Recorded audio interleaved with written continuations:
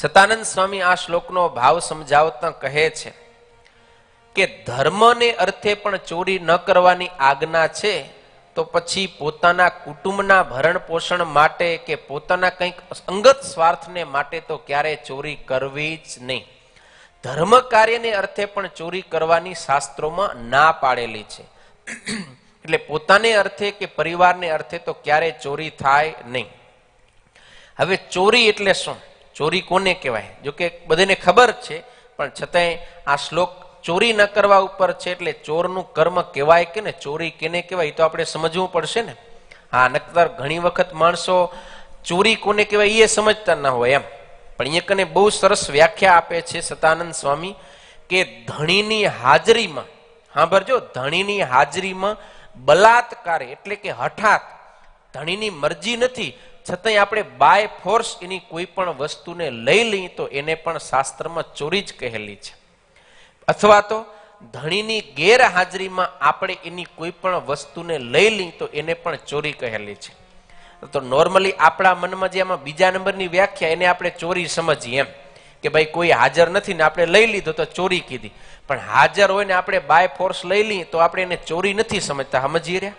પણ શાસ્ત્રમાં એને પણ ચોરી કીધું છે કે હઠાત બલાત ધણીની હાજરીમાં પણ આપણે કોઈ વસ્તુ પદાર્થને લઈ લઈએ છીએ તો એ પણ ચોરી જ છે. એવું કર્મ પણ ક્યારેય કરવું જોઈએ નહીં. પારકું દ્રવ્ય આપણે લૂંટીને લઈ એ ચોરીનું કર્મ કહેવાય છે. અને એવું ચોરીનું કર્મ એના થકી કંઈ પણ આપણે ધન ઉપાર્જન કરેલું હોય, આપણને આવક થઈ હોય, એ ક્યારે પણ ધર્મ કાર્યની અંદર વાપરવું જોઈએ નહીં. કેમ? તો કે ચોરીનું દ્રવ્ય છે ને એ બીજાના હૃદયને દુઃખ પમાડી અને આવેલું હોય છે.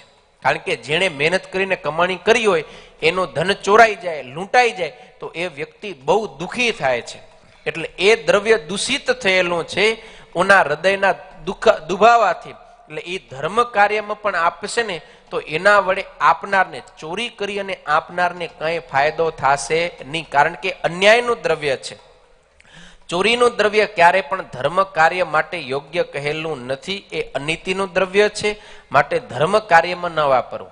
ધર્મ કાર્યમાં હંમેશા ન્યાય અને નીતિથી કમાયેલું જ દ્રવ્ય વાપરવું જોઈએ, એમ ભગવાન શ્રી હરિનો ભાવ છે. અહીંયા કને સતાનંદ સ્વામી સમજાવે છે કે ક્યારેક આપણે કોઈ ભગવાનના મંદિરે દર્શન કરવા માટે જતા હોય, ગુરુ કે સંતોના દર્શન કરવા માટે જતા હોય ને આપણાના મનમાં એમ થાય કે ચાલો ભગવાનને અર્પણ કરવા, ગુરુને ચરણે કંઈક ભેટ મૂકવા માટે, સંતોને આપવા માટે હું કંઈક વસ્તુ લેતો જાઉં અને આમાં ક્યાં મને કંઈ સ્વાર્થ છે એમ માની અને આપણે કોઈની વાડીમાંથી, કોઈની દુકાનમાંથી કે બીજે ત્રીજેથી જ્યાં કને આપણી માલિકી નથી એવી જગ્યાએથી કોઈ પણ વસ્તુ પદાર્થ, એ પછી ભલે ને સામાન્ય ફૂલ શું કરવાનો હોય, એક નાનકડું ફળ શું કરવાનો હોય, પણ આપણી માલિકીનું નથી તો ક્યારેય પણ ભગવાન, ગુરુ કે સંતને અર્થે પણ લઈ જવું જોઈએ નહીં.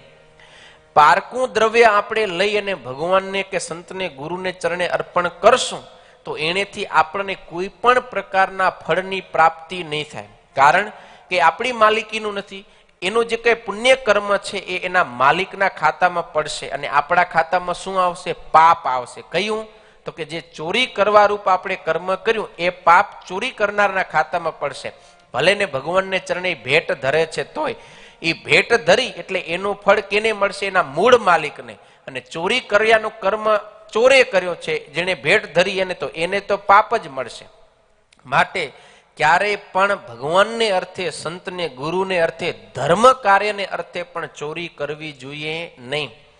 દાનખંડને વિશે યમ સ્મૃતિની અંદર એક વાક્યમાં એમ કહેવાયું છે, અપહૃત્ય પરસ્યાર્થમ દાનમ યસ્તુ પ્રયચ્છતિ સદાતા નરકમ યાતિ યસ્યાર્થાસ્તસ્ય તત્ફલમ યસ્યાર્થાસ્તસ્ય તત્ફલમ. પારકા દ્રવ્યની ચોરી કરી અને કોઈ પણ વ્યક્તિ ધર્મ સંબંધી કાર્યમાં આપે છે તો સદાતા નરકમ યાતિ. એ દાન કરનારો વ્યક્તિ, ચોરીનું દ્રવ્ય જે દાન કરે છે તો દાન કરનારો વ્યક્તિ નરકગામી બને, નરકમાં પડે છે. તો પછી જે દાન કર્યું એનું ફળ કોને મળશે? તો કીધું યસ્યાર્થ તસ્ય તત્ફલમ. એ જેનો દ્રવ્ય છે, મૂળ જે એનો માલિક છે ને એને એનું પુણ્ય કર્મ મળશે. માટે ક્યારેય પણ ધર્મ સંબંધી કાર્યને અર્થે પણ ચોરી કરવી જોઈએ નહીં. એટલે અહીંયા કને એ ભાવ તો લઈ જ લેવાનો છે કે પોતાને અર્થે કે પરિવારને અર્થે તો ક્યારેય પણ ન કરવી. સમજ્યા ને? ધર્મ સંબંધી કાર્ય માટે પણ ના પાડી દીધી છે. એટલે બહુ આપણે સાવધાન રહેવું જોઈએ. કારણ કે આ બહુ પ્રેક્ટિકલ વસ્તુ છે. જેનું હોય એને જ ફળ મળે, આપણને કાંઈ ન મળે.